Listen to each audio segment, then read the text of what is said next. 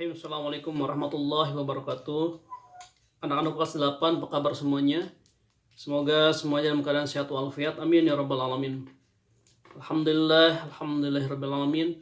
Wa bihi nasta'inu ala umuri dunya waddin. Wassalatu wassalamu ala asyrofil anbiya'i wal mursalin Sayyidina Muhammadin wa ala alihi wa sahbihi ajma'in. Amma ba'du.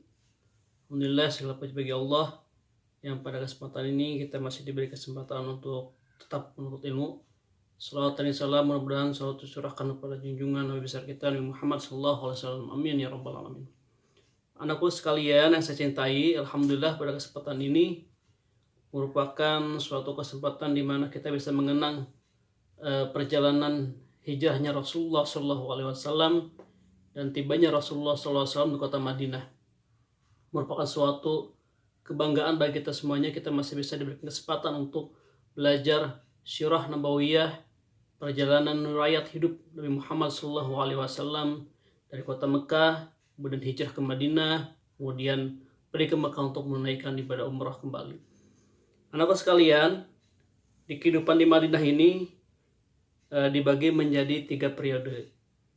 Yang pertama, tahapan masa yang banyak diwarnai dengan guncangan dan cobaan. Kedua, tahapan masa perdamaian dengan para pemimpin paganisme. Dan yang ketiga, tahapan masa masuknya manusia ke dalam Islam. Ini di kota Madinah. Ketika Rasulullah SAW pergi atau hijrah dari kota Mekah ke Madinah merupakan bentuk strategi untuk menyebarkan dakwah Islam di Madinah. Ini adalah suatu langkah yang sangat baik untuk kita tiru dalam berdakwah. Kemudian kondisi yang masih labil di Madinah tatkala hijrah. Nah, di sini ada 3 kelompok. Manusia di Madinah bisa dibagi menjadi 3 kelompok. Keadaan yang satu berbeda jauh dengan keadaan yang lainnya. Pertama, rekan-rekan yang suci, mulia dan baik. Kedua, orang-orang musyrik yang sama sekali tidak mau beriman kepada beliau. Dan ketiga, orang-orang Yahudi. Nah, kita akan bahas secara singkat tentang kondisi yang masih labil. Di fase pertama ini adalah kelompok pertama, yaitu rekan-rekannya. Rekan-rekan Nabi Muhammad SAW dalam menyebarkan dakwah Islam tentu berbeda dengan keadaan di Mekah dan di Madinah. Di Mekah meskipun dalam satu tujuan itu untuk menyebarkan dakwah Islam, tapi keadaannya itu berbeda dengan keadaan di Mekah. Misalkan mereka berpencar-pencar di berbagai keluarga, kemudian dalam kondisi tekanan, dilecehkan dan diusir dan sebagainya. Ini adalah suatu kondisi di mana perlu kestabilan dalam membangun kembali kekuatan Islam di kota Madinah. Dan juga ada kelompok yang kedua, yaitu adalah kelompok orang musyrik yang menetap di beberapa kabilah di Madinah. Mereka tidak mampu berkuasa atas orang-orang muslim dan mereka tidak mampu memerangi atau memusuhi orang-orang muslim. Ada juga yang sebagian orang-orang musyrik yang ingin meninggalkan agama nenek moyang mereka untuk masuk Islam, tapi mereka dalam keadaan keraguan-keraguan. Banyak gambaran-gambaran keadaan orang-orang musyrik di kota Madinah ini. Tapi mereka banyak yang tidak berpikir untuk sama sekali untuk menyerang umat-umat Islam di sana. Kemudian ada kelompok ketiga, yaitu kelompok orang Yahudi. Mereka adalah orang Yahudi dahulu semasa mendapat tekanan dari bangsa Asyur dan Romawi. Mereka berpihak kepada orang-orang Hijaz, walaupun sebenarnya mereka adalah orang Ibrani.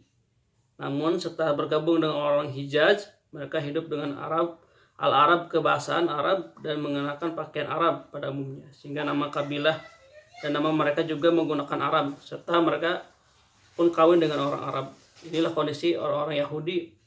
Mereka berbaur dengan orang Arab, kemudian dari gaya bahasa, kemudian pakaian dan sebagainya, mereka meniru orang-orang Arab.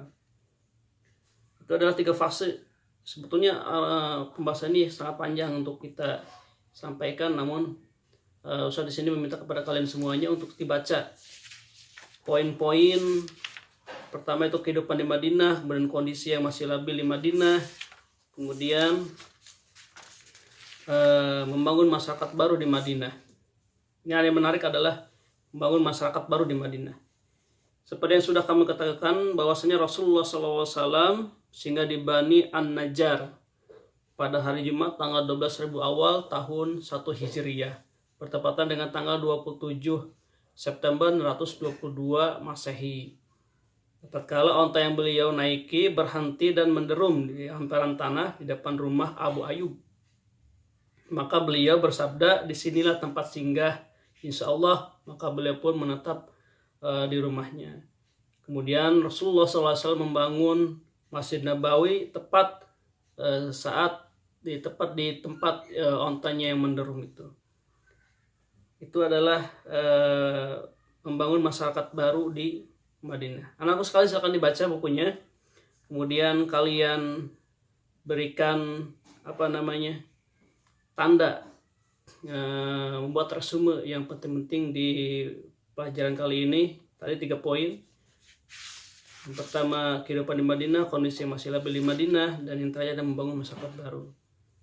Kurang lebihnya mohon maaf. Itu yang dapat saya sampaikan. Assalamualaikum warahmatullahi wabarakatuh.